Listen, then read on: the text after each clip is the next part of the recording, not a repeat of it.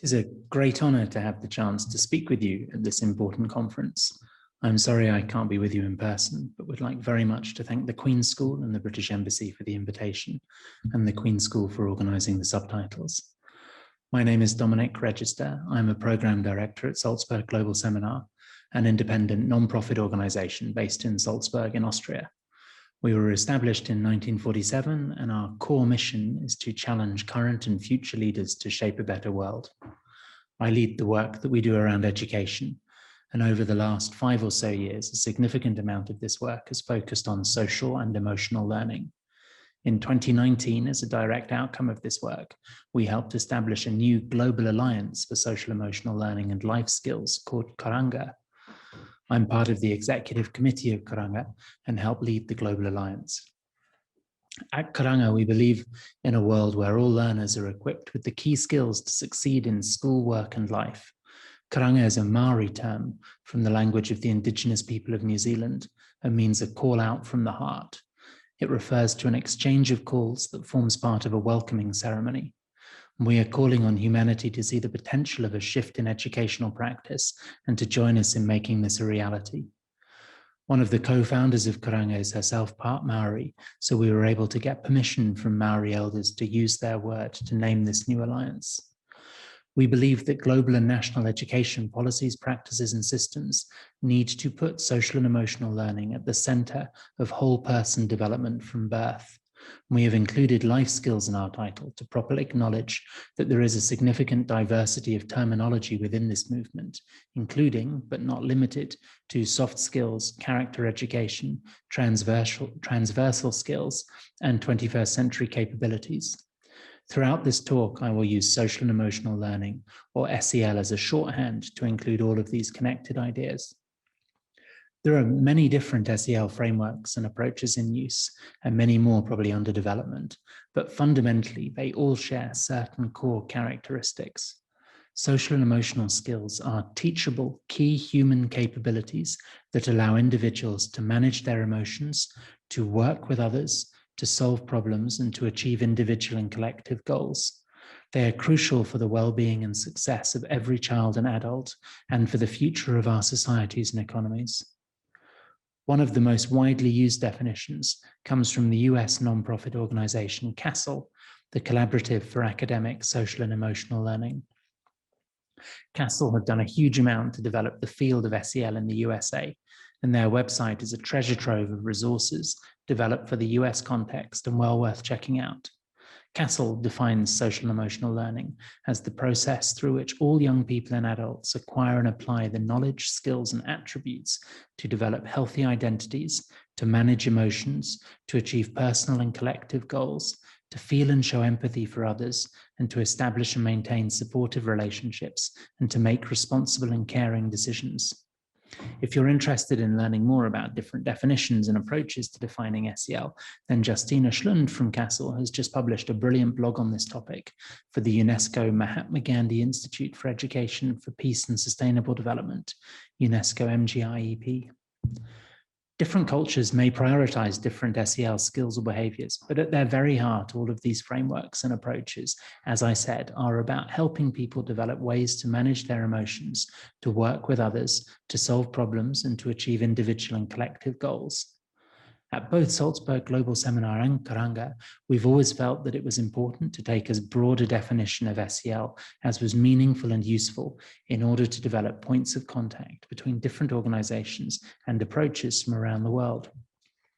Karanga is an alliance of many very different kinds of organization and individuals, all united by a strong interest in social and emotional learning, but coming at the topic from many very different starting points.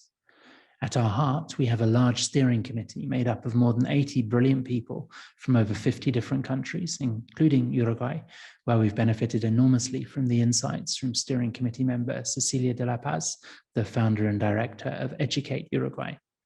The steering committee is made up of academics, Ministry of Education officials, UN, INGO and NGO staff, organizations from the private sector, foundations, activists and consultants. Our entry points and interest in SEL started in very different places, but one of the things that we all have in common is the belief that social and emotional learning is a key component of the response to multiple challenges that countries around the world are facing. Before the pandemic, there was a growing need and interest in SEL, and the pandemic has highlighted and reinforced this in many different ways. The last 18 months have been incredibly difficult for just about everyone on the planet. In a professional context, the nature of the pandemic and the changes to many ways of life mean that some sectors have been affected more than others, and many, including me, would argue that education has been particularly disrupted. Last August, the UN Secretary General, Antonio Guterres, described the COVID-19 pandemic as having led to the largest disruption of education in history. Over 1 billion children had been affected at that point, with the most vulnerable, learners with disabilities, those in minority or disadvantaged communities, displaced and refugee students, and those in remote areas at the highest risk of being left behind. In the same speech, Gutierrez acknowledged a generational opportunity to reimagine education. Social and emotional learning must be part of that reimagining. In many ways, this is a time of convergent crises: the pandemic, the escalating climate crisis, the global learning crisis that predates the pandemic, the mental health crisis for young people, intergenerational and racial conflicts in many parts of the world, the changing nature of many economies and of the kinds of work that will be available in the future, the possibility of a global recession, and the increasing realization that the world is not on track to meet any of the Sustainable Development Goal targets. Social and emotional learning is a legitimate component of the necessary response to all of these crises. It's not the only thing that is needed, but it is a key part of what is needed. I'd like to develop this idea with a couple of examples. So, if your primary concern about education starts with an economic or an employability analysis, are we preparing young people with the skills and competencies for rapidly evolving economies and the digital revolution? Are we preparing young people to do the kinds of jobs that won't be outsourced to AI and algorithms in the near future? Well, social and emotional learning is a key part of the response to this. There is an abundance of evidence showing the close correlation between the kinds of skills and competencies that SEL programs help young people develop and those that are needed for rapidly evolving economies in the digital revolution. Skills for jobs that won't be automated in the near future. If your main concern is about the growing mental health crisis affecting young people worldwide, then again, social and emotional learning is a legitimate part of the response to this. Back in 2016, so pre-pandemic, the World Health Organization published a report that said, based on current trends, depression was expected to be the leading cause of adolescent illness and disability by 2030. The pandemic will have accelerated this trend.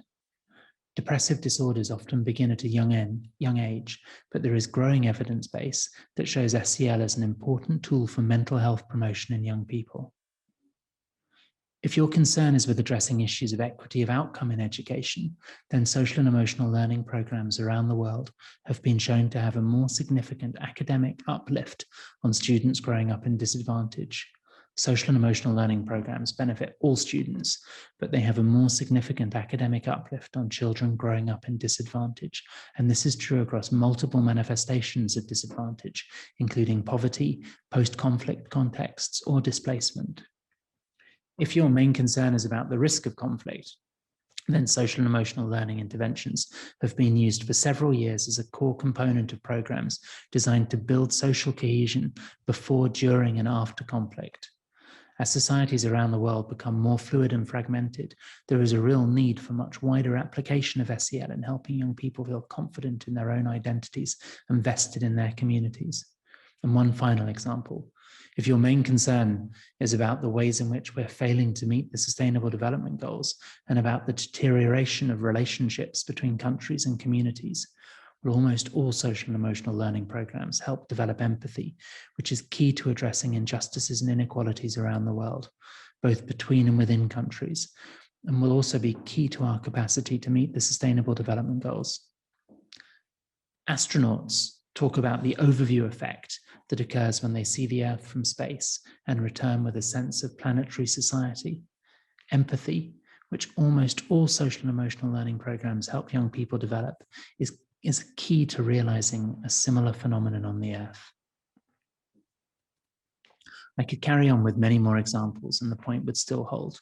Social and emotional learning is a critical part of the solution to so many of the challenges that we are collectively facing.